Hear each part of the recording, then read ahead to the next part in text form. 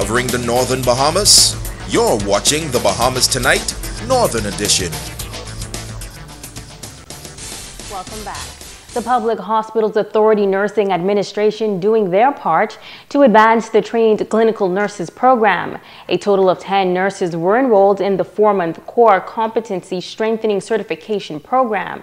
An official graduation ceremony was held in the foyer of the Rands Memorial Hospital this morning. Nursing Services Advisor with the PHA, Lillian Black Charlton, and Nursing Principal Officer Sherilyn Bain considered the program most essential. Many years we've had programs purely for registered nurses. We have not had a program to support the practice of the trained clinical nurse.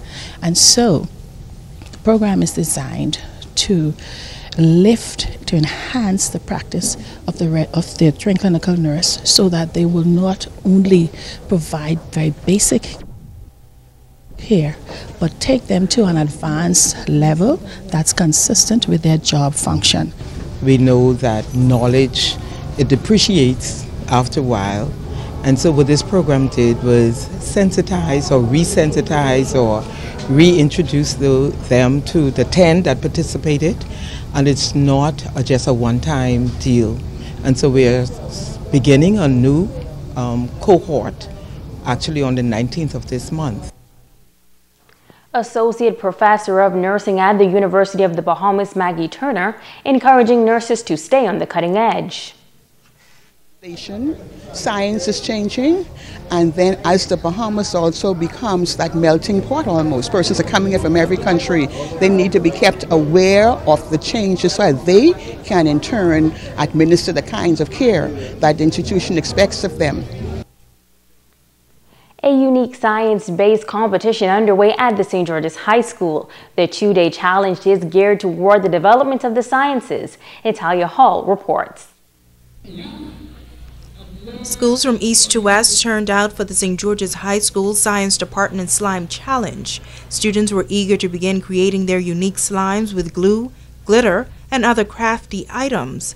The honoree of the competition, retired science officer at the Ministry of Education, Herbert Marshall, says he believes science is the most exciting subject on the curriculum, and competitions like these can be beneficial for students in the future. I was sharing with them that we had a student involved in a competition like this some years ago.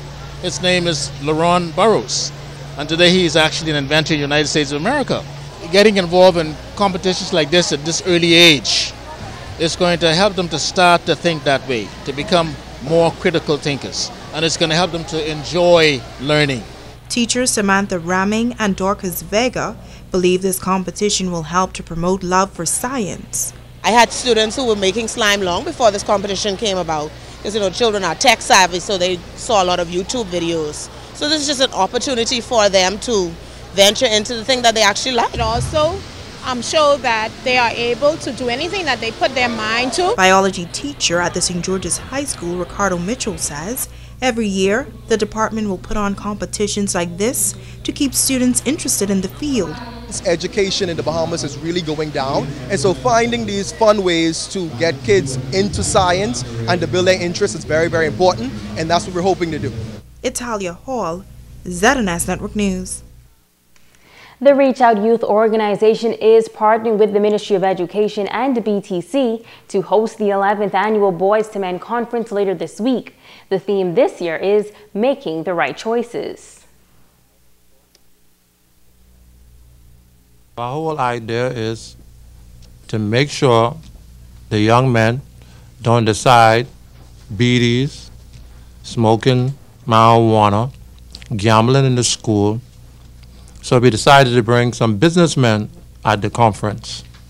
We invited Parliaments, the container port, the shipyard, so the young men could know that you can make good decisions. BDC always find it a pleasure, a joy to come back to family to ensure that whatever is necessary to ensure that this conference go off well, that we are there to support you. Organizers are looking to impact as many young men as possible, and the entire community is encouraged to support this event. I would encourage intercessors like Brother Dudley would have said, to be praying for this conference.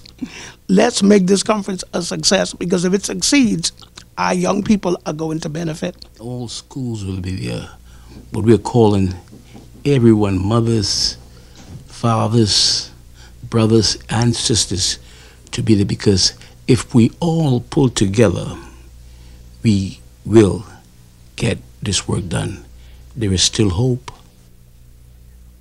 The Boys to Men Conference will be held this coming Friday, February 9th at Calvary Temple Assemblies of God at 9:30 a.m.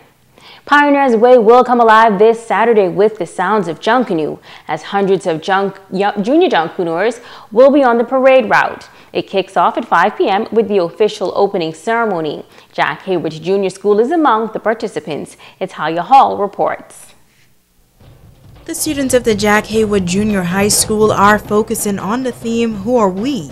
Drums, cowbells, and blue and white costumes will all be on display. Art teacher Caudell McNabb is one of the coordinators. The theme was brought up by a team between the principal and Mrs. McSweeney, which was quite challenging because it limits us as to what we could do. But then I guess after putting ideas together, we came up with some pretty good things. This year is also going to be a good showing of the banner. The dancers, they've been performing, and I guess you saw a little part of what they're going to be doing. The costumes will make it enhanced. McNabb says you can expect to see a lot of stars on the parade route. Junkanooers also plan to highlight the school's accomplishments. We're featuring the Teacher of the Year.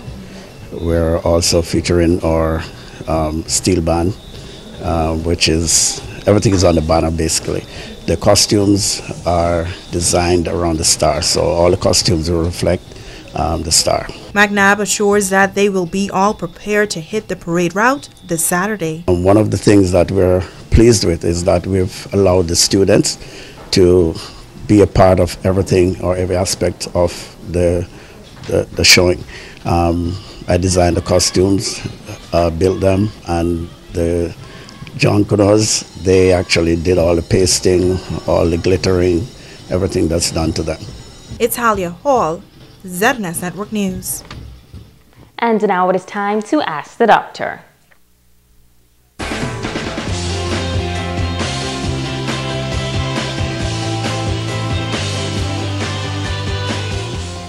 Hi and welcome. Rosa asked, are women more at risk for heart disease than men? Your question is so timely, Rosa, and thanks for asking it. February is recognized as Heart Health Month, and many of us participate in the Go Red for Women campaign promoting heart health for women. Heart disease remains the #1 killer in the Bahamas for both men and women. But one reason we try to raise awareness of heart disease, particularly in women, is because their symptoms may be different and they may not experience the so-called typical symptoms such as chest pain, left arm pain, or shortness of breath. Results from a previous U.S. study by the National Institutes of Health suggest that women often have new or different physical symptoms for as long as a month or even longer before experiencing a heart attack. Surprisingly, 40% of women in the study reported that they had no chest pain during any phase of their heart attack. If you or someone you know is experiencing symptoms of a heart attack, please call 919 or go to the nearest emergency room immediately. I'm Dr. Monique Pratt, and this has been Ask the Doctor. Right Born is up next with the Check on Sports.